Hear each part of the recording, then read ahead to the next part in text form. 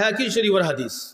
আল্লাহ নবী বলেন, ও আমার উম্মত শুনো, মা মিন ওয়ালাদিন বাররিন ইয়ানজুরু ইলা ওয়ালিদাইহি নাযরা রাহমাতিন ইল্লা কাতাবাল্লাহু লাহু লিকুল্লি নাযরাতিন হাজ্জাতাম মাবরুরা।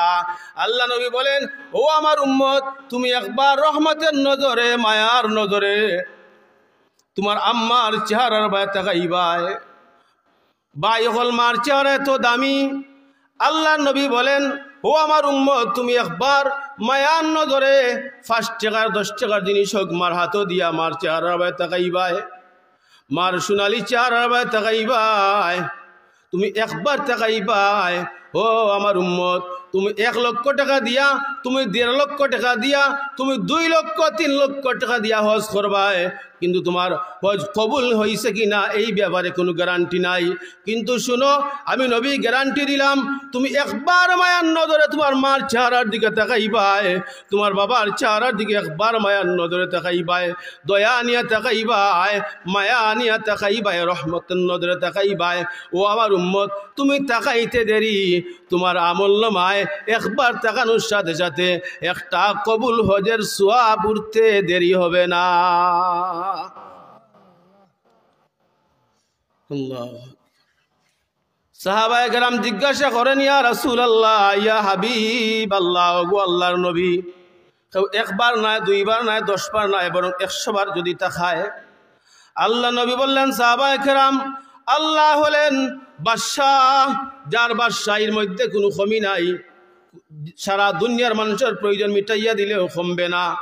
ও সাহাবায়ে কেরাম শুনো, কেউ 1 বার 2 বার 100 বার নয়, বরং তার মা এবং বাবার চেহারার দিকে যদি 1000 বারও সে রহমতের নজরে তাকায়, মহান আল্লাহ 1000 মকবুল হজের সওয়াব তার আমলনামায় দিয়া দিবেন।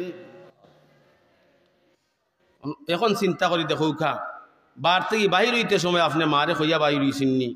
আমরা যারা মা আছেন কতজনে হইয়া বাহির হইছি? যদি আমরা হইয়া বাহির হই আলহামদুলিল্লাহ সৌভাগ্যবান, আর মারে যদি হইয়া বাহির না হই, আজকে তাকে ইয়াদ করতাম, আজকে তাকে আমি প্রতিজ্ঞা করতাম, ওয়াদা করতাম যে প্রতিদিন আমি গর্তের বাহির হইমু, বিসমিল্লাহি তাওয়াক্কালতু আলাল্লাহ, লা হাওলা ওয়ালা কুওয়াতা ইল্লা বিল্লাহ, এই দোয়া করিয়া আর আমার আম্মার কাছ থেকে আমি বিদায় নিমু। মায়ে দোয়া করব,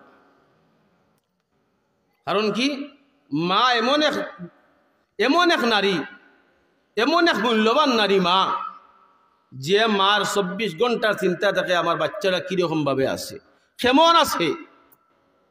আমরা বড় হইয়া তো মারে ভুলিলাই, কিন্তু মা বৃদ্ধ বয়সে আপনি পৌঁছে গেলেও যদি আপনার মা জীবিত থাকেন, মার সামনে আপনি 7-8 বৎসরের একটা বাচ্চা। আমি আজ 8 দিন ধরে চিন্তা করলাম যে আমি প্রতিদিন বার্তনে যে সময় বাহির হইতাম, আমার এই বুঝ যাওয়ার পর থাকি আগর কথা কইতাম পারিয়ান না, কোনো দিন আমার মারে আমি না কইয়া আইছি না। মাদ্রাসা যাইতে সময় কইতাম, আম্মা আমি জারাঙ্গি মাদ্রাসাত। নমাজও যাইতে সময় কইতাম, আম্মা আমি জাইরাঙ্গি নমাজও। প্রতিদিন কইয়া আইছি। আজ 8 দিন ধরিয়া আমার এই খোয়ার জায়গা বন্ধ। আমি বুঝলাম আমার কি জিনিস হারাইছি। এই জন্য যারা মা আসইন যত্ন করি রাখবা, বাবা আসইন যত্ন করি রাখবা। মা এবং বাবার দোয়া ছাড়া কোনো মানুষ জিন্দেগিতে বড় হইতে পারে না।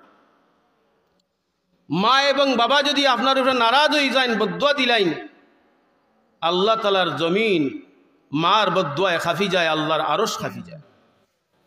মার দোয়া জেলা দ্রুত পৌঁছে, মার বদদুয়া দ্রুত পৌঁছে। নবীজির সাহাবী আলকামা রাদিয়াল্লাহু তাআলা আনহু, যিনি নবীজির পিছনে নামাজ পড়ছেন, নবীজির সোহবতে থাকছেন, ওই আলকামা রাদিয়াল্লাহু তাআলা আনহুর ইন্তেকালের আগে সাহাবায়ে কেরাম উনার সামনে গেছেন, উনার কাছে গেছেন, গিয়া বারবার কালিমার তালকিন করা, আশহাদু আল্লা ইলাহা ইল্লাল্লাহু ওয়াহদাহু লা